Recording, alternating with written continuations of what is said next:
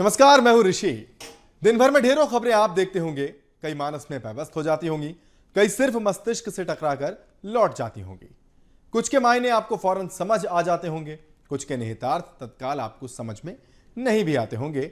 आपकी सहूलियत के लिए बीएसटीवी लेकर आया है दिन भर की प्रमुख खबरों का निचोड़। खबर क्या है, क्यों है, इसका मूल मंतव्य क्या है, इसके पीछे की वजह क्या है, यह सारा विश्लेषण आपको सिर्फ आधे घंटे में देखने को मिलेगा। इसे देखिए तो आपकी दिन की सारी खबरों की जिज्ञासाएं यूं ही शांत हो जाएंगी। हर दिन इसी वक्त आपके लिए हम लेकर आते हैं खबरों का बेहतरीन विश्लेषण, ताकि आप भी कह सकें कि खबर तो ये है।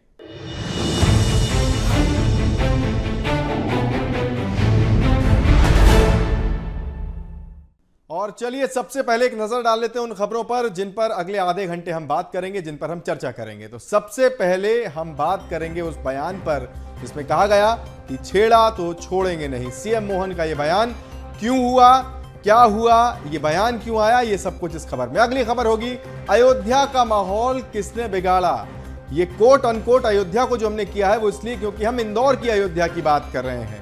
इंदौर की अयोध्या क्या है और उसका माहौल कैसे बिगड़ गया और उस पर अब क्या राजनीतिक सरगर्मियां चल रही हैं, ये सब कुछ होगा इस खबर में। तीसरी खबर, मेरे अंगने में तुम्हारा क्या काम। दो बड़े धर्म गुरुओं का बयान, किस विषय पर, किसने क्या कहा, उस बयान के क्या मायने, ये सब कुछ होगा इस खबर में। फिर अगली खबर होगी छत्तीसगढ़ की, जहां पर राज्योत्सव का समापन हो गया है। 3 दिन के इस आयोजन में क्या कुछ विशेष रहा और आखिरी दिन अलंकरण समारोह के साथ कैसे ये कार्यक्रम समापन की ओर अग्रसर हुआ, ये सब कुछ हम आपको बताएंगे इस खबर में। और आखिरी खबर होगी मध्य प्रदेश की उस खबर से जुड़ी हुई, उस बात से जुड़ी हुई, उस घटना से जुड़ी हुई जिसकी देश भर में चर्चा हो रही है, 10 हाथियों की मौत या हत्या। तो ये सारी खबरें होंगी अगले आधे घंटे तक, बने रहिए हमारे साथ। चलिए तो पहली खबर के साथ शुरुआत करेंगे। मध्य प्रदेश के मुख्यमंत्री मोहन यादव ने एक जनसभा को संबोधित करते हुए एक बड़ा बयान दिया। उन्होंने कहा कि हिंदू कभी किसी को नहीं छेड़ता, हिंदुओं को कोई छेड़े तो छोड़ेंगे भी नहीं। हमने कभी किसी को डराया नहीं, हमें कोई डराए ये भी हमें मंजूर नहीं। सनातन का मूल स्वभाव है जियो और जीने दो। ये जो बयान है ये क्यों आया, अब उसकी बात कर लेते हैं। दरअसल इंदौर के छतरीपुरा में पटाखा छोड़ने को लेकर हुए बवाल पर सीएम मोहन यादव ने ये टिप्पणी की है। उन्होंने कहा कि फोड़ो पटाखे, पटाखे की आवाज दुश्मनों के सीने पर बंदूक की गोली की तरह लग रही होगी। सीएम मोहन यादव सनातनी विधायक गोलू शुक्ला के विधानसभा क्षेत्र 3 के दीपावली मिलन समारोह में शामिल हुए थे और इसी दौरान उन्होंने ये बयान दिया। ये सनातन संस्कृति है, भगवान राम और कृष्ण की संस्कृति, बाबा महाकाल का आशीर्वाद है। हमने कभी किसी को दबाया नहीं, हमने कभी किसी को डराया नहीं, लेकिन कोई डराए हमको ये कभी मंजूर भी नहीं है दुनिया में। हिंदू किसी को छेड़ेगा नहीं, लेकिन हिंदुओं को कोई छेड़े तो फिर किसी को छोड़ेंगे भी नहीं। ये वर्तमान के समय में सनातन संस्कृति का अपना मूल स्वभाव है। इसके अलावा सीएम ने यह भी कहा कि हम सभी धर्मों का सम्मान करते हैं, लेकिन कोई कानून व्यवस्था हाथ में लेगा तो सरकार बर्दाश्त नहीं करेगी। सीधा मैसेज जो है वो सीएम ने दिया कि सभी धर्मों का सम्मान तो है, लेकिन कानून व्यवस्था को अगर कोई हाथ में लेता है तो ये सरकार कभी भी बर्दाश्त नहीं करेगी। दीपावली के दिन हिंदू समाज पटाखे फोड़ता है तो कोई कैसे रोक सकता है, और रोकेगा तो ये प्रदेश सरकार को बर्दाश्त नहीं है।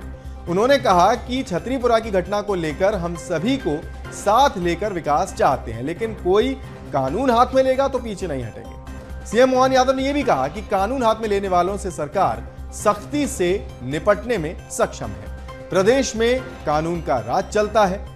प्रदेश सरकार कभी भी किसी को भी पीछे नहीं छोड़ना चाहती, सभी को साथ रखकर विकास करना चाहती है, लेकिन यह भरोसा भी दिलाती है कि कानून हाथ में लेने वालों को बख्शा नहीं जाएगा। अब अगली खबर का रुख करते हैं, अयोध्या का माहौल किसने बिगाड़ा। तो पहले तो आपको अयोध्या क्लियर कर देते हैं कि इंदौर की विधानसभा क्रमांक 4 को अयोध्या कहा जाता है। स्थानीय तौर पर उसे इसी तरह से संबोधित किया जाता है और इसी अयोध्या का जिक्र हम यहां पर कर रहे हैं। इंदौर में 2 दिन पहले एक मस्जिद पर लगे गजवाए हिंद के पोस्टर के मामले ने अब सियासी रंग भी लेना शुरू कर दिया है। 2 दिन पहले विधायक मालिनी गौड़ के बेटे एकलव्य गौड़ ने इस पोस्टर पर आपत्ति जताते हुए सोशल मीडिया प्लेटफॉर्म एक्स पर पोस्ट करते हुए मामले में पुलिस के हस्तक्षेप की बात की थी। इसके बाद इस मामले की चर्चा प्रदेश के राजनीतिक गलियारों में खूब हुई। मामले पर आपत्ति के बाद यह सफाई आई कि मुहर्रम के वक्त ऐसे पोस्टर लगाए जाना सामान्य बात है और फिर यह माना जाने लगा कि शायद अब इस पर आगे चर्चा न भी हो। लेकिन विधायक रामेश्वर शर्मा के बयान ने अब इस मामले पर सिरे से चर्चा शुरू कर दी है। क्या कुछ हुआ इस पूरे मामले पर आज देखिए इस रिपोर्ट में। अब ये गजवाए हिंद वगैरह जो पोस्टर लगाए हैं वो उस पर जांच के आदेश दे दिए हैं और सरकार ने पोस्टर हटा दिए हैं और इस तरह की बदतमीजियां जो कर रहे हैं वो ठीक नहीं है। भोपाल के हुजूर से विधायक रामेश्वर शर्मा की ये नाराजगी तो आपने सुनी। ये बयान जुड़ा है इंदौर में लगे गजवाए हिंद के पोस्टर से। रामेश्वर शर्मा ने कहा कि कोई देश के साथ बदतमीजी करेगा तो देश बर्दाश्त नहीं करेगा। गजवाए हिंद के मामले में जांच जारी है। ये बात सभी को समझ लेना चाहिए कि भारत में किसी को भी अपना त्योहार मनाने की मनाही नहीं है। मामले की जांच को लेकर सीएम डॉक्टर मोहन यादव ने सख्त निर्देश दिए हैं और सरकार उसी दिशा में काम कर रही है। अब ये गजवाए हिंद वगैरह जो पोस्टर लगाए हैं वो उस पर जांच के आदेश दे दिए हैं और सरकार ने पोस्टर हटा दिए हैं और इस तरह की बदतमीजियां जो कर रहे हैं वो ठीक नहीं है। लोगों को समझ लेना चाहिए भारत में किसी को नमाज पढ़ने की मनाही नहीं है, किसी को त्योहार मनाने की मनाही नहीं है, लेकिन देश के साथ कोई बदतमीजी करेगा तो ये देश बर्दाश्त भी नहीं करेगा। इसलिए मध्य प्रदेश सरकार सजग है, सतर्क है और हमारी सरकार के मुखिया डॉक्टर मोहन यादव जी ने सख्त निर्देश दिए, सरकार उस दिशा में काम कर रही है। तो जैसा कि रामेश्वर शर्मा कह रहे हैं कि इस मामले में सीएम ने जांच के निर्देश दिए हैं, तो आइए आपको सुनाते हैं कि सीएम डॉक्टर मोहन यादव ने इस मामले को किस तरह गंभीरता से लिया और उसे लेकर क्या निर्देश दिए हैं। कोई कानून हाथ में लेगा तो हम पीछे नहीं हटेंगे। कानून का शासन है, कानून के तरीके से चलेगा। हमने कभी किसी को दबाया नहीं, हमने कभी किसी को डराया नहीं, लेकिन कोई डराए हमको ये कभी मंजूर भी नहीं है दुनिया में। हिंदू किसी को छेड़ेगा नहीं, लेकिन हिंदुओं को कोई छेड़े तो फिर किसी को छोड़ेंगे भी नहीं। ये वर्तमान के समय में सनातन संस्कृति का अपना मूल स्वभाव है, जियो और जीने दो। इस गर्माती राजनीति के पीछे है एक चर्चा इंदौर के छतरीपुरा में 2 पक्षों में पटाखा चलाने के विवाद के बाद कागदीपुरा की मस्जिद पर लगे गजवाए हिंद के पोस्टर की। एकलव्य गौड़ के पोस्टर के बाद चर्चा में आया ये विषय टीवी चैनलों की डिबेट का हिस्सा तो बना ही, इस विषय ने इंदौर में खराब होते माहौल पर सबका ध्यान आकर्षित किया। बीते हफ्ते दीपावली के अगले दिन इंदौर के छतरीपुरा में ही 2 पक्षों में पटाखा चलाने को लेकर विवाद हुआ था। पत्थरबाजी हुई, गाड़ियों में तोड़फोड़ की गई, आगजनी भी की गई। वहीं पुलिस हरकत में आई और 14 लोगों पर मामला दर्ज कर लिया। कुछ एक गिरफ्तारियां भी हुई। छतरीपुरा का मामला शांत भी नहीं हुआ था कि इंदौर शहर के ही कागदीपुरा में एक मस्जिद पर लगे पोस्टर से हंगामा मच गया। पोस्टर पर गजवाए हिंद का संदेश भी लिखा हुआ था, जिस पर इंदौर की विधायक मालिनी गौड़ के बेटे एकलव्य गौड़ ने आपत्ति दर्ज कराई। देखिए, कुछ कार्यकर्ताओं ने मुझे बताया कि वहाँ पर इस तरह का कोई आपत्तिजनक पोस्टर लगा है मस्जिद में और उसमें दर्शाया गया था कि 2 सेनाएं लड़ रही हैं और सामने वाली जो सेना उसमें भगवा झंडे दिखाई दे रहे हैं। तो जब हमने उसको बारीकी से देखा तो पाया कि एक छुपा हुआ संदेश है इसके पीछे और वो सीधा सीधा गजवाए हिंद को इंगित करता हुआ है। और जब हमने लोगों से बात की, उस पर आपत्ति ली, तो फिर इस प्रकार की बातें आई कि वो करबला के युद्ध का सीन है और ऐसा वैसा। तो मैंने आपत्ति उठाई उसमें भगवा झंडे का क्या काम है। पर इसमें एक मुझे लगता है एक सीक्रेट मैसेज है, सीधा सीधा एक अपने लोगों को इंगित करना और गजवाए हिंद की तरफ उनको प्रेरित करना। क्योंकि अगर करबला का दृश्य है या अन्य कोई विषय है तो उसमें भगवा झंडे कहाँ से आ गए, भगवा झंडे लगाने का क्या औचित्य है। हमारा प्रश्न ये था, हमारी आपत्ति इस बात पर थी। आपको लगाना है, आप अपने जो भी सिंबल लगाना है लगाएं। और युद्ध का सीन क्यों लगाना, क्यों किसी एक कम्युनिटी को उकसाना, भड़काना, क्यों एक तरह से भड़काऊ पोस्टर है वो। तो हमने उसका हालांकि पुलिस के एक्शन लेने से पहले ही पोस्टर हटा लिया गया और सफाई दी गई कि मुहर्रम के वक्त इस तरह के पोस्टर लगते हैं तो इनका किसी धर्म से कोई लेना देना नहीं है। आपने पोस्टर में देखा होगा कुछ महिला बच्चे सामने खड़े हैं और सामने कुछ लोग हैं जो हथियार लेके खड़े हुए हैं। तो वो आतंकवादियों के विरोध के लिए लगाया गया। आज से 1400 साल पहले करबला की जंग हुई थी इराक करबला में, जहाँ पर इमाम हुसैन के परिवार को शहीद कर दिया गया था। तो वो उनके परिवार के लोग हैं, इसलिए वो पोस्टर लगाया गया, ना कि कोई आतंकवाद को बढ़ावा या इसलिए किसी धर्म विशेष को टारगेट किया गया। उसमें ऐसा कुछ भी नहीं है। हालांकि इस बीच कैलाश विजयवर्गीय का एक बयान भी सामने आया था, जिसमें वो कह रहे थे कि इंदौर का माहौल खराब करने वालों को उल्टा टांग दिया जाएगा। पहले ये बयान गजबाए हिंद के पोस्टर से जोड़कर देखा जा रहा था। हालांकि ये था छतरीपुरा में हुई हिंसा की घटना से जुड़ा हुआ। मैं अभी देख रहा हूँ प्रशासन काफ़ी सक्रिय है और प्रशासन कार्रवाई करेगा, और यदि इसमें सही चेहरे आइडेंटिफाई नहीं हुए तो फिर मैं भी देखूँगा कि इंदौर में कौन अशांति फैलाता है। मेरे हाथ लग गए ना तो उल्टा लटका के शहर में घुमाऊंगा मैं। इस शहर में कोई अशांति नहीं फैला सकता। राजनेताओं के ये बयान सियासी रूप से कितने जरूरी हैं या नहीं, इसकी तस्दीक तो आप खुद कीजिए, लेकिन सवाल तो यही है कि माहौल खराब कौन कर रहा है और क्यों कर रहा है। इंदौर समेत पूरा मध्य प्रदेश हमेशा से ही शांति का टापू माना जाता है और यहाँ पर सभी धर्मों के साथ मिलकर रहने की तमाम मिसालें हमेशा से बनती आई हैं। ऐसे में देश के सबसे साफ शहर की आबो हवा खराब करने की कोशिश कौन कर रहा है, इसके पीछे के तत्वों पर नजर रखना बेहद जरूरी है। बहरहाल ये मुद्दा फिलहाल राजनीतिक गलियारों में और किन किन नेताओं को खींच कर लाता है, इस पर हमारी नजर बनी हुई है। आप भी नजर बनाए रखिएगा। Bureau report BSTV। चलिए अगली खबर जो कि जुड़ी हुई है जैन मुनि विनम्र सागर जी महाराज और बागेश्वर धाम के महाराज धीरेन्द्र कृष्ण शास्त्री से जुड़ी हुई। दरअसल जैन मुनि विनम्र सागर महाराज ने पंडित धीरेन्द्र कृष्ण शास्त्री के प्रयागराज में लगने वाले महाकुंभ में गैर हिंदू दुकानों पर रोक वाले बयान का समर्थन किया। उन्होंने कहा कि धीरेन्द्र कृष्ण शास्त्री ने बिल्कुल सही कहा कि जो लोग गंगा, शिव और भगवान राम को नहीं मानते, उनका महाकुंभ में कोई स्थान नहीं होना चाहिए।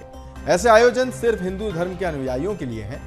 जैन मुनि ने यह भी कहा कि हर हिंदू को धीरेन्द्र शास्त्री की इस बात का समर्थन करना चाहिए। उन्होंने सरकार से अपील की है कि महाकुंभ में गैर हिंदू दुकानों पर प्रतिबंध लगाया जाए। विनम्र सागर महाराज ने आगे कहा कि महाकुंभ हिंदू परंपरा और आस्था का प्रतीक है, इसकी पवित्रता बनाए रखना बेहद आवश्यक है। और ये बयान आया क्यों, अब आपको ये भी बता देते हैं। ये बयान दरअसल था बागेश्वर धाम के पीठाधीश्वर और देश के प्रसिद्ध कथावाचक धीरेन्द्र कृष्ण शास्त्री के उस बयान से जुड़ा हुआ जो उन्होंने महाकुंभ को लेकर कहा। उन्होंने कहा कि महाकुंभ में गैर हिंदुओं को दुकानें नहीं दी जानी चाहिए। उन्होंने कहा कि अब ऐसे लोग जिनको सनातन धर्म की सामग्री विक्रय करेंगे वो लोग नाश ही करेंगे। कुछ जगह थूक कांड मिले, फलों में गंदगी फैलाई गई। हम नहीं कहते कि कोई भी हो सकते हैं, इसलिए महाकुंभ मेले में गैर हिंदुओं का प्रवेश वर्जित कर देना चाहिए। राम को मानते ही नहीं तो मेरे अंगने में तुम्हारा क्या काम। उन्होंने आगे कहा कि प्रयागराज में त्रिवेणी है, संगम है, महाकुंभ है, संतों का दर्शन है, कथा से लेना देना है, किसी और को सनातन से लेना देना नहीं। जिन्हें सनातन संस्कृति का ज्ञान हो, हिंदू के देवी देवताओं के बारे में पता हो, पूजन पद्धति और पूजन की सामग्री के बारे में पता हो, वैसे लोगों को ही कार्य दिया जाए। जिन लोगों को इसके बारे में जानकारी नहीं, वो निश्चित रूप से नाश ही कहेंगे। क्या कुछ उन्होंने कहा वो पूरा बयान भी हम आपको सुनाते हैं। जैन मुनि विनम्र सागर जी महाराज का समर्थन, पंडित धीरेन्द्र कृष्ण शास्त्री के बयान का किया समर्थन। धीरेन्द्र कृष्ण शास्त्री ने बिल्कुल सही कहा, मेरे अंगने में तुम्हारा क्या काम है। महाकुंभ में हिंसक लोगों की दुकान की क्या जरूरत। जो लोग गंगा, शिव भगवान और राम को नहीं मानते, उनका कुंभ में क्या काम। इसकी शुरुआत धीरेन्द्र कृष्ण शास्त्री महाराज ने की और हम उनके साथ हैं। आपको बता दें कि बागेश्वर धाम के पीठाधीश्वर धीरेन्द्र कृष्ण शास्त्री ने कहा था कि अब जिनको सनातन धर्म के सामान विक्रय करेंगे वो लोग नाश ही करेंगे। कुछ जगह थूक कांड मिले, फलों में गंदगी फैलाए। हम नहीं कहते, कोई भी हो सकते हैं, इसीलिए महाकुंभ मेले में गैर हिंदुओं का प्रवेश वर्जित कर देना चाहिए। राम को मानते ही नहीं तो मेरे अंगने में तुम्हारा क्या काम है। उन्होंने कहा कि वहाँ त्रिवेणी है, संगम है, महाकुंभ है, संतों का दर्शन है, कथा से लेना देना है। तुम्हें सनातन से लेना देना नहीं है। जिन्हें सनातन संस्कृति का ज्ञान हो, हिंदू के देवी देवताओं के बारे में पता हो, पूजन पद्धति के पूजन के सामानों के बारे में पता हो, वैसे लोगों को ही कार्य दिया जाए। पंडित धीरेन्द्र कृष्ण शास्त्री के महाकुंभ में गैर हिंदू दुकानों पर रोक की मांग का जैन मुनि विनम्र सागर जी महाराज ने समर्थन किया है। उन्होंने कहा कि धीरेन्द्र कृष्ण शास्त्री ने बिल्कुल सही कहा है। जो लोग गंगा, शिव और भगवान राम को नहीं मानते, उनका महाकुंभ में कोई स्थान नहीं होना चाहिए। ऐसे आयोजन सिर्फ हिंदू धर्म के अनुयायियों के लिए हैं। विनम्र सागर जी महाराज ने कहा, हर हिंदू को इस बात का समर्थन करना चाहिए और सरकार से अपील की है कि महाकुंभ में गैर हिंदू दुकानों पर प्रतिबंध लगाया जाए। उन्होंने आगे कहा कि महाकुंभ हिंदू परंपरा और आस्था का प्रतीक है और इसकी पवित्रता बनाए रखना आवश्यक है। इसलिए किया गया है कि देखिए, अगर गैर सनातनी जो सनातन परंपरा को नहीं जानते, जो वहाँ की विचारधारा को नहीं समझते, देवी देवताओं की महत्ता को नहीं जानते, संतों की महिमा को नहीं जानते, वो संतों का क्या खाक सम्मान करेंगे? उससे द्वंद्व ही उत्पन्न होगा और उससे एक न एक विद्रोह ही उत्पन्न होगा। और जो आए दिन अभी कुछ दिनों पर थूक कांड, तरह तरह के ये प्रायोजित तरीके किए गए, पथराव किए गए, को जलाया गया, राम को काल्पनिक, पालघर के संतों को निर्दयता के साथ मारा गया, ये तरह तरह की, या देवी पंडालों में आग लगाई गई, दुर्गा पंडालों में, तो इससे ये सिद्ध होता है कि ये सनातन एंटी सनातन है, इन्हें सनातन से बहुत दिक्कत है। तो जिन्हें सनातन से दिक्कत है, वहाँ सनातन के कार्यों में इनका क्या काम है? मेरे अंगने में तुम्हारा क्या काम? महाकुंभ होने वाला है उज्जैन में, तो हमारे धीरेन्द्र जी शास्त्री जी ने घोषणा कर दी कि क्या कर दी घोषणा? उन्होंने कह दी कि महाकुंभ में मेरे अंगने में तुम्हारा क्या काम है। हरिद्वार वालों के लिए कह दिया कि भैया, जो तुम हमारे भगवान को नहीं मानते, हमारी नर्मदा को नहीं मानते, हमारी गंगा को नहीं मानते, हमारे महाशिव को नहीं मानते, तो भी तुम हमारे अंगने में आते क्यों? पंडित धीरेन्द्र कृष्ण शास्त्री के शुरू किए गए इस मुद्दे पर अब जैन संतों का भी समर्थन मिलने से इस मांग को लेकर दबाव बढ़ गया है। जैन मुनि का यह बयान धार्मिक आयोजनों में केवल हिंदू धर्म से जुड़े लोगों की सहभागिता करता है, जिससे यह मुद्दा और भी ज्यादा गर्मा गया है। और अब देखने वाली बात होगी कि इस मामले में और कितनी बयानबाजी होती है और यह मामला कितना तूल पकड़ता है। Bureau report, BSTV। चलिए अब बात करेंगे राज्योत्सव के समापन की। 4 नवंबर को छत्तीसगढ़ में राज्य स्थापना दिवस राज्योत्सव 2024 का भव्य शुभारंभ हुआ। 6 नवंबर यानी आज इसका समापन हो गया। मुख्य अतिथि के तौर पर कार्यक्रम में शामिल हुए मध्य प्रदेश के सीएम डॉक्टर मोहन यादव ने 4 नवंबर को नगाड़ा बजाकर इसकी शुरुआत की। सीएम विष्णुदेव साय अध्यक्ष के तौर पर इस कार्यक्रम में मौजूद रहे। पहले दिन 3 दिन तक चले इस भव्य आयोजन में छत्तीसगढ़ी कलाकारों के साथ बॉलीवुड के सितारों ने भी जबरदस्त प्रस्तुतियां दी। पूरे प्रदेश में विभिन्न आयोजनों के साथ छत्तीसगढ़ राज्योत्सव मनाया गया और उपराष्ट्रपति जगदीप धनखड़ की मौजूदगी में राज्य अलंकरण सम्मान के साथ इस कार्यक्रम का समापन हुआ। देखिए 3 दिनों के इस भव्य कार्यक्रम पर आधारित ये स्पेशल रिपोर्ट।